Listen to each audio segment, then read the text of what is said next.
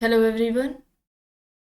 आज इस क्लास में उत्तर प्रदेश प्रवक्ता प्रश्न पत्र 2011 को सॉल्व कराया जाएगा।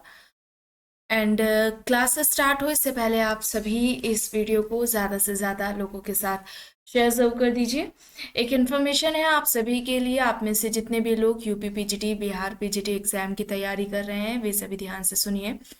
यहाँ पर आपको प्रोवाइड कराए जा रहे हैं 1000 से ज़्यादा एमसीक्यूज। ठीक है, 1000 से ज़्यादा एमसीक्यूज 199 में प्रोवाइड कराए जा रहे हैं। इसके अलावा 300 से ज़्यादा जो प्रश्न हैं ये समाजशास्त्रियों से संबंधित हैं और इसमें भारतीय समाजशास्त्री भी शामिल किए गए हैं और इसका जो प्राइस है वो 120 है, 120 रुपये है। और जो सोशोलॉजी के ये जो नोट्स हैं ये 399 रुपये में मिल रहे हैं और ये सोशोलॉजी के नोट्स समाजशास्त्र से संबंधित सभी परीक्षाओं के लिए उपयोगी है, तो आप में से जितने भी लोग लेना चाहे ले सकते हैं। यहाँ पर पेमेंट प्रोसेस दिया गया है, ये यूपीआई आईडी है, इस पर पेमेंट करना है और उसका स्क्रीनशॉट इस व्हाट्सएप नंबर पर देना है। 790-555-3851 ये व्हाट्सएप नंबर है, इसी से आपको पीडीएफ प्रोवाइड करा दी जाएगी। ध्यान रखिएगा ये सभी आपको पीडीएफ फॉर्मेट में मिल रहा है।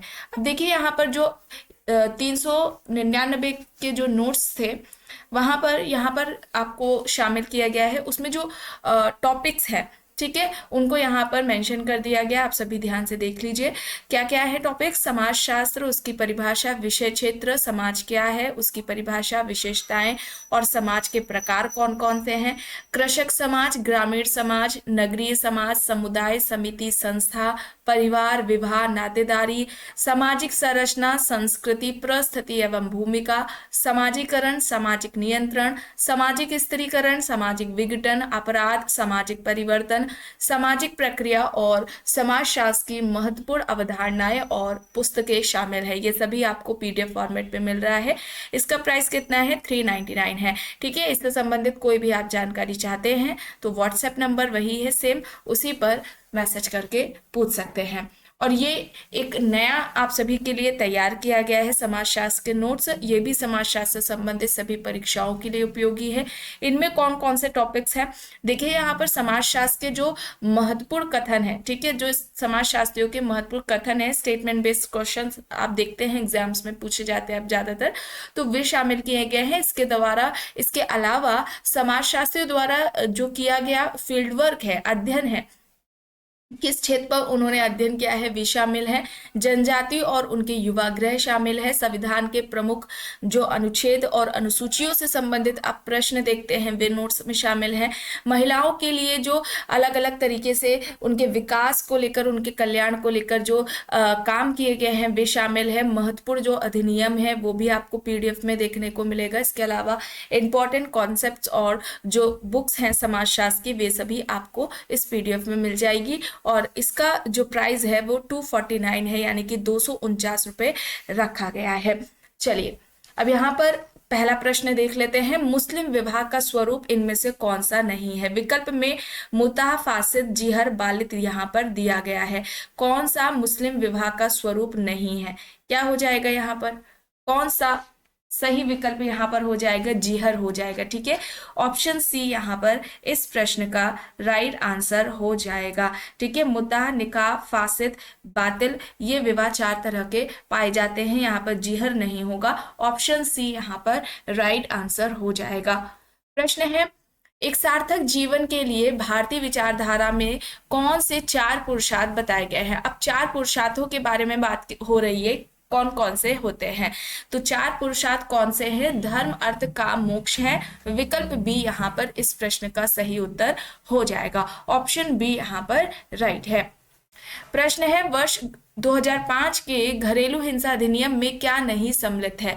वास्तविक दुर्व्यवहार, लैंगिक दुर्व्यवहार, मौखिक दुर्व्यवहार और भावात्मक दुर्व्यवहार यहाँ पर है। तो क्या शामिल नहीं है? वास्तविक दुर्व्यवहार शामिल नहीं है। ऑप्शन ए यहाँ पर राइट आंसर हो जाएगा। और ये लागू कब होता है? घरेलू हिंसा अधिनियम जो कि 2005 में आया था, ये लागू कब होता है? 26 अक्टूबर। ठीक है, 26 अक्टूबर 2006 को यह लागू होता है। यहाँ पर ऑप्शन ए हो जाएगा सही आंसर। संयुक्त परिवार सामाजिक जगत का एक छोटा रूप है, यह सही है या फिर गलत है? संयुक्त परिवार सामाजिक जगत का एक छोटा रूप है, ये सही है या फिर गलत है? ये पूर्णतः सही है, ऑप्शन सी यहाँ पर इस प्रश्न का उत्तर हो जाएगा। प्रश्न है, व्यवस्था के रूप में जाति एक बहुत अच्छी व्यवस्था है, पर जब वह जातिवाद के रूप में परिवर्तित हो जाती है तब वह बहुत हानिकारक हो जाती है। अब यहाँ पर बताइए, ये पूरी तरीके से गलत है या फिर पूरी तरीके से सही है, अंशतः सही है, या फिर इनमें से कोई नहीं होगा? क्या हो जाएगा? व्यवस्था के रूप में देखें हम तो जो जाति है एक बहुत अच्छी व्यवस्था मानी जाती है, लेकिन जब यह जातिवाद के रूप में बदल जाती है तो यह हानिकारक सिद्ध हो जाती है। ये पूर्णतः सही है, ऑप्शन बी यहाँ पर इस प्रश्न का सही उत्तर होगा। जजमानी व्यवस्था भारत में इनमें से कहाँ देखने को मिलती है, कहाँ पाई जाती है? गांवों में, कस्बों में, शहरों में या फिर जनजातियों में? जजमानी व्यवस्था गांवों में हमें देखने को मिलती है, ये गांवों में पाई जाती है। जजमानी व्यवस्था की जो अवधारणा है वो किसके द्वारा दी गई है? William Wiser. ठीक है, विलियम वाइजर की यह अवधारणा है। इन्होंने उत्तर प्रदेश के करीमपुर गांव पर अध्ययन किया था। उत्तर प्रदेश के करीमपुर गांव पर अध्ययन था। वहां पर अध्ययन करने के बाद इन्होंने जजमानी व्यवस्था की अवधारणा दी थी और जजमानी व्यवस्था को इन्होंने प्रकार्यात्मक संस्था बताया था। चलिए आगे देख लेते हैं। प्रश्न है, किस नातेदारी संगठन में मातृवंशीय व्यवस्था पाई जाती है? टोडा जनजाति, भील जनजाति, गारो जनजाति, हो जनजाति। अब देखिए, मातृवंशीय व्यवस्था से कौन संबंधित है? तो यहाँ पर क्या होगा? गारो जनजाति होगा। गारो जनजाति, ऑप्शन सी यहाँ पर राइट आंसर हो जाएगा। हो जनजाति पर किसका अध्ययन है? मजूमदारन मदान का है। टोडा जनजाति पर रिवर्स ने अध्ययन किया था। चलिए आगे देखते हैं। देखिए, पुस्तक है the position of women in Hindu civilization. इस पुस्तक के लेखक कौन है? Indira Deva, A S. Altekar, J N. Chaudhary, Y B. Damle. यहाँ पर विकल्प दिए गए हैं। किसके द्वारा यह पुस्तक लिखी गई है? ए.एस. अल्टेकर। यहाँ पर ऑप्शन बी हो जाएगा सही। प्रश्न है, भारतीय शास्त्रों के अनुसार स्त्री धन किसे कहते हैं? विकल्प देखिए, उसके स्वयं के विवाह के समय तथा उसके स्वयं के तथा उसके पति के परिवार में अन्य किसी अवसर पर उसे दिया गया धन व वस्तुएं, स्त्री स्वयं की आमदनी, उसके पति की आमदनी, या फिर उपरोक्त तीनों यहाँ पर शामिल होगा। स्त्री धन के अंतर्गत क्या होगा? उसके स्वयं के विवाह के समय तथा उसके स्वयं के या उसके पति के परिवार में अन्य किसी अवसर पर दिया गया जो धन व वस्तुएं शामिल होती हैं वे स्त्री धन कहलाती हैं। यहाँ पर क्या होगा? ऑप्शन ए होगा सही। ग्रामीण भारत के विकास में प्रमुख बाधा कौन सी है? धन का अभाव, भूमि का अभाव, स्थानीय लोगों में स्वयं के बीच लड़ाई झगड़े और ईर्ष्या, या फिर अशिक्षा? प्रमुख बाधा पूछी जा रही है तो यहाँ पर क्या होगा? स्थानीय लोगों में स्वयं के बीच लड़ाई झगड़े और ईर्ष्या। ऑप्शन सी यहाँ पर इस प्रश्न का सही उत्तर हो जाएगा। वर्तमान भारत में पंचायती राज व्यवस्था कैसी अवधारणा है? राजनीतिक, आर्थिक, धार्मिक, शैक्षणिक, कैसी अवधारणा है पंचायती राज? 73वां संविधान संशोधन पंचायती राज व्यवस्था से संबंधित है। यहाँ पर क्या हो जाएगा? यहाँ पर राजनीतिक हो जाएगा। ऑप्शन ए यहाँ पर सही होगा। प्रश्न है, कालांतर में पारिवारिक संगठन के दृष्टिकोण से पाश्चात्यकरण है लाभदायक, अति लाभदायक नहीं, अधिक लाभदायक नहीं है, प्रायः हानिकारक है, या पूर्णतः हानिकारक है? क्या होगा? यहाँ पर अधिक लाभदायक नहीं माना जाता है। क्यों? क्योंकि संयुक्त परिवार को विघटित करने वाले कारकों में यह एक प्रमुख माना जाता है। चलिए आगे देख लेते हैं प्रश्न। हमारे वर्तमान समाज की विशेषता क्या है? संस्कृतिकरण, स्थानीकरण, सार्वभौमिकरण, या फिर ये सभी?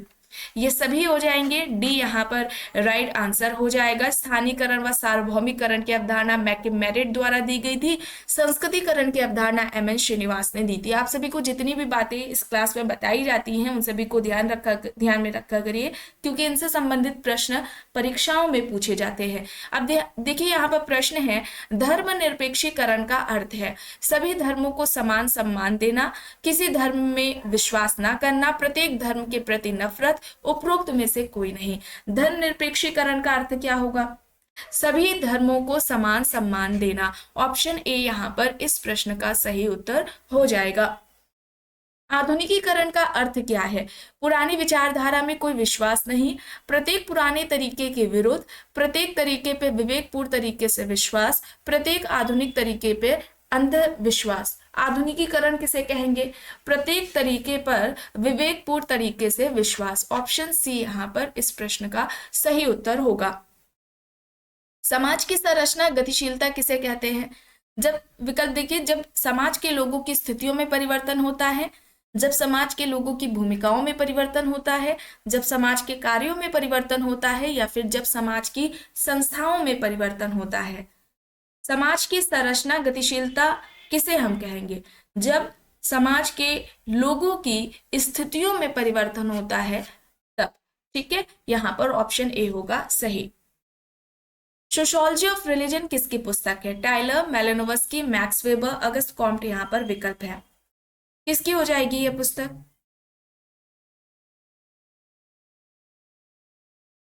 यहां पर राइट आंसर मैक्स वेबर होगा। मैक्स वेबर की यह पुस्तक है। ऑप्शन सी यहां पर राइट आंसर हो जाएगा। प्रश्न है, स्वनिर्देशित समाज, पर निर्देशित समाज तथा परंपरा निर्देशित समाज की अवधारणा किसने दी? विकल्प में डेविड रिजमैन है, जोबर्ग है, एली चिनॉय है, हॉब हाउस है।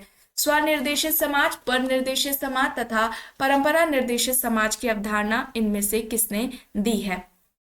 या समाज का इस तरीके से वर्गीकरण या समाज के ये प्रकार इनमें से किसने बताए हैं? डेविड रिजमैन ने बताए हैं। ये सभी इससे पहले वाली क्लासेस में आपको बताया जा चुका है। ठीक है, रिजमैन ने 3 प्रकार के समाज की बात की थी, स्वनिर्देशित समाज, परंपरा निर्देशित समाज और पर निर्देशित समाज। ठीक है, यहाँ पर ऑप्शन ए होगा सही। प्रश्न है, औद्योगिकीकरण का एक प्रभाव ग्रामों से नगरों की ओर उत्प्रवास है, जिसका नगरीकरण पर कुछ प्रभाव भी है। ग्रामों से नगरों की ओर उत्प्रवास का बुरा प्रभाव क्या है? नगरों में अशिक्षा, पारिवारिक विघटन, जनाधिक्य, प्रदूषण। क्या होगा? औद्योगिकीकरण का एक प्रभाव ग्रामों से नगरों की ओर उत्प्रवास है, जिसका नगरीकरण पर कुछ प्रभाव भी है। ग्रामों से नगरों की ओर उत्प्रवास का बुरा प्रभाव क्या है? पारिवारिक विघटन। विकल्प बी यहाँ पर राइट आंसर होगा। ठीक है, विकल्प बी यहाँ पर राइट आंसर हो जाएगा। तेज नगरीकरण की सबसे प्रमुख समस्या कौन सी है? विकल्प देखिए यहाँ पर, शहरों के अनियंत्रित वृद्धि और विकास, प्रदूषण, गिरता स्वास्थ्य, बेरोजगारी। तेज नगरीकरण की सबसे प्रमुख समस्या कौन सी है? प्रमुख समस्या पूछा जा रहा है तो यहाँ पर प्रदूषण होगा। बी यहाँ पर इस प्रश्न का सही उत्तर होगा। वर्तमान भारत में ग्रामीण नेतृत्व को निर्धारित करने वाला प्रमुख कारक कौन सा है? आर्थिक, जातिवाद, धार्मिक, राजनीतिक। यहाँ पर विकल्प है, यहाँ पर आर्थिक होगा। ऑप्शन ए यहाँ पर राइट आंसर होगा। कौन सी स्थितियां सामाजिक विघटन को बढ़ाने में मदद करती हैं? स्थितियां व उनके कार्यों में असंतुलन, अपराध, मद्यपान, उत्प्रवास। यहाँ पर विकल्प है, स्थितियां और उनके कार्यों में असंतुलन। ठीक है, विकल्प ए यहाँ पर राइट आंसर हो जाएगा। प्रश्न है, अपने जीवन को भगवत गीता में वर्णित कर्म के सिद्धांत के अनुसार जीना वैदिक विघटन को रोकने का सर्वोत्तम तरीका है। अब विकल्प देखिए, यह असंभव है, यह बहुत सही है क्योंकि यह भावनात्मक स्थिरता सिखाता है, यह बहुत कठिन है, यह भ्रामक है। क्या होगा? यह बहुत सही है क्योंकि यह भावनात्मक स्थिरता सिखाता है। बी यहाँ पर इस प्रश्न का सही उत्तर होगा। किसने समूह की व्याख्या ओवर्ट तथा कोवर्ट के आधार पर की है? बोटोमो, फेयरचाइल्ड, ऑकबर्न एंड निम्कॉफ, गिटलर। यहाँ पर विकल्प है। समूह के जो व्याख्या है इस आधार पर इनमें से किसने की, ये आपको बताया जा चुका है। बोटोमो ने स्थिर के स्थायित्व के आधार पर बताया था, स्थिर समूह, अस्थिर समूह, अर्ध समूह। यहां पर क्या होगा? यहां पर गिटलर होगा। ऑप्शन डी यहां पर इस प्रश्न का सही उत्तर हो जाएगा। प्रश्न है, परिवारों के निम्न में से कौन से संबंधों का टूटना पारिवारिक विघटन का कारण बनता है? रक्त संबंध, वैवाहिक संबंध, संयुक्त परिवार में रक्त संबंध और एकाकी परिवार में वैवाहिक संबंध, या फिर उपरोक्त में से कोई नहीं। यहाँ पर संयुक्त परिवार में रक्त संबंध और एकाकी परिवारों में वैवाहिक संबंध होगा। ऑप्शन सी यहाँ पर इस प्रश्न का सही उत्तर हो जाएगा। अब देखिए यहाँ पर रिक्त स्थान में भरना है। अपराध एक अवधारणा है, कैसी है? सामाजिक है, कानूनी है, धार्मिक है या फिर आर्थिक है? क्या होगा? अपराध कैसी अवधारणा है?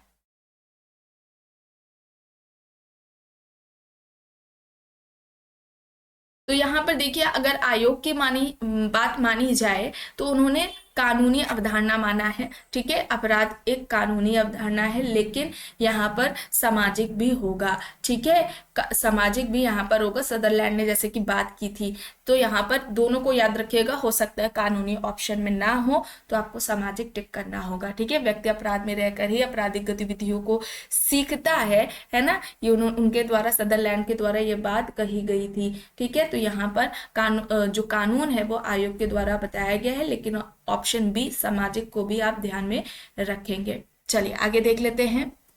टोडा जनजाति का अध्ययन किसने किया? Rivers, B K. Roy Burman, L P. Vidyarthi, S K. Srivastava. तो आपको बताया गया है जो नीलगिरी की टोडा जनजाति है उस पर अध्ययन किसका है? रिवर्स का रहा है। ऑप्शन ए यहाँ पर राइट आंसर हो जाएगा। पुस्तक है, अब देखिए हायरार्की ऑफ वैल्यू की जो अवधारणा है वह किसके द्वारा दी गई है? Ramkrishna Mukherjee, Radha Kamal Mukherjee, William Perry, CM. Case यहाँ पर ऑप्शंस हैं। क्या हो जाएगा यहाँ पर? राधा कमल मुखर्जी हो जाएगा। ऑप्शन बी यहाँ पर इस प्रश्न का सही उत्तर होगा। बोंगर ने अपराध की प्रकृति के आधार पर अपराधों को कितने श्रेणियों में बांटा है? 4, 5, 6, 7 यहाँ पर ऑप्शंस हैं। अपराध के कितने प्रकार बताए हैं बोंगर ने? 4 बताए हैं। ठीक है, 4 यहाँ पर बताए हैं। ऑप्शन ए होगा राइट आंसर। कौन सा कथन सत्य है? देखिए विकल्प है यहाँ पर, गरीबी का कारण बेकारी है, बेकारी का कारण गरीबी है, गरीबी और बेकारी दोनों एक दूसरे के कारण और परिणाम है, उपरोक्त में से कोई नहीं। सत्य कथन कौन सा है? गरीबी और बेकारी दोनों ही एक दूसरे के कारण और परिणाम है। ऑप्शन सी यहाँ पर राइट होगा। प्रश्न है, मद्यपान और मादक द्रव्य व्यसन समस्याएं मुख्यतः इनमें से किसमें देखने को मिलती है? समस्याएं किसकी है? झुग्गी और झोपड़ियों की, नगरीय क्षेत्रों की, ग्रामीण क्षेत्रों की, जनजातीय क्षेत्रों की? ऑप्शन यहाँ पर क्या होगा? ए होगा, झुग्गी और झोपड़ियों की। ठीक है, ऑप्शन ए यहाँ पर राइट आंसर होगा। ऑप्शन है, प्रश्न है, आज की निराश्रयता कल की वेश्या है, ये सही है या फिर गलत है? यह अंशतः सही है। ठीक है, ऑप्शन ए यहाँ पर राइट होगा। आंतरिक और बाह्य संघर्ष के प्रत्यय की निम्न में से किसने प्रतिपादित किया? कोजर, वेबर, डेरेनड्रॉफ, सिमेल यहाँ पर ऑप्शंस है। आंतरिक और बाह्य संघर्ष की बात इनमें से किसके द्वारा कही गई है? संघर्ष का प्रकार्यात्मक सिद्धांत लेविस कोजर द्वारा दिया गया था। ठीक है, उन्होंने ही बात की थी। ऑप्शन ए यहाँ पर इस प्रश्न का सही उत्तर होगा। यूनेस्को अध्ययन समूहों के अनुसार निम्न में से किस आधार पर प्रजातियों को वर्गीकृत किया जा सकता है? विकल्प यहाँ पर है, प्रजाति की शुद्धता, शारीरिक विशेषताएं, बौद्धिकहीनता, बौद्धिक उच्चता। कौन सा विकल्प होगा यहाँ पर? शारीरिक विशेषताएं होगा। ऑप्शन बी यहाँ पर इस प्रश्न का सही उत्तर होगा। प्रश्न है, भारत में आधुनिकीकरण के बारे में निम्न संयोजनों में से कौन सा संघ है? कौन सा सही है? विसरण तथा पर संस्कृति ग्रहण, उद्विकास तथा विसरण, उद्विकास तथा पुनर्जनन, विकास एवं आत्मीकरण। यहाँ पर विसरण तथा पर संस्कृति ग्रहण होगा। ऑप्शन ए यहाँ पर इस प्रश्न का सही उत्तर होगा। समाजशास्त्र का अर्थ क्या है? सामाजिक विज्ञान, मिलनसार विज्ञान, सामाजिक अध्ययन, समाज का विज्ञान। अच्छा सुनिए, आप में से जितने भी लोगों ने एमपी असिस्टेंट प्रोफेसर का एग्जाम दिया था उसकी फाइनल आंसर की जारी कर दी गई है कम्युनिटी पर, चैनल की कम्युनिटी पर आपको वहां पर शेयर किया गया है। जो आंसर की है वहां से आप देख सकते हैं। चैनल में कम्युनिटी में जाइएगा, वहां पर आपको दिख जाएगी। यहाँ पर क्या है? समाजशास्त्र का अर्थ क्या है? समाज का विज्ञान। ऑप्शन डी यहाँ पर राइट आंसर होगा। समाजशास्त्र तथा मानव संबंधों को वैज्ञानिक शाखा के रूप में परिभाषित कर सकता है। यह परिभाषा इनमें से किसके द्वारा दी गई? MacIver and Page, Ginsberg, JF Cuber, Arnold Ross यहाँ पर विकल्प है। समाजशास्त्र मानव संबंधों को वैज्ञानिक शाखा के रूप में परिभाषित कर सकता है, यह बात इनमें से किसके द्वारा कही गई है? क्यूबर के द्वारा। ठीक है, जेएफ क्यूबर होगा यहाँ पर, ऑप्शन सी हो जाएगा यहाँ पर सही। प्रश्न है स्वरूपात्मक संप्रदाय से कौन संबंधित है? यहाँ पर वीरकांत, हॉबहाउस, सोरोकेन, मैक्स वेबर यहाँ पर ऑप्शंस हैं। स्वरूपात्मक संप्रदाय से कौन संबंधित हो जाएगा? वीरकांत और मैक्स वेबर, यानी कि ऑप्शन सी यहाँ पर इस प्रश्न का सही उत्तर हो जाएगा। ठीक है, सी यहाँ पर राइट आंसर है। प्रश्न है निम्न में से कौन सी समाज की विशेषताएं हैं? पारस्परिक जागरूकता, समानता असमानता, सहयोग सहायता, सरलता जटिलता। समाज की विशेषताएं कौन कौन सी हैं?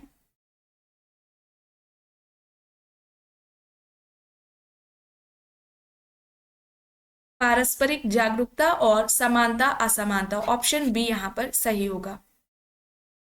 आखिरी प्रश्न है जब प्रतिस्पर्धा अपने नियमों का अनुपालन नहीं करती है तब वह रूपांतरित हो जाती है। सहयोग में, आत्मसातकरण में, संघर्ष में या फिर समझौता में? संघर्ष में बदल जाएगी। सी यहाँ पर सही होगा। संघर्ष और प्रतिस्पर्धा ये दोनों ही जो प्रक्रियाएं हैं ये असहयोगी सामाजिक प्रक्रिया के अंतर्गत आएंगे। यहाँ पर सी सही हो जाएगा। तो आज के इस क्लास में बस इतना ही। आई होप ये आपको पसंद आई होगी। अगर पसंद आई है तो प्लीज लाइक करिएगा, कमेंट करके जरूर बताइएगा। चैनल पर अगर आप नए हैं तो चैनल को भी जरूर सब्सक्राइब कर लीजिएगा एंड इस वीडियो को जितना हो सके ज्यादा से ज्यादा लोगों के साथ शेयर भी जरूर करिएगा।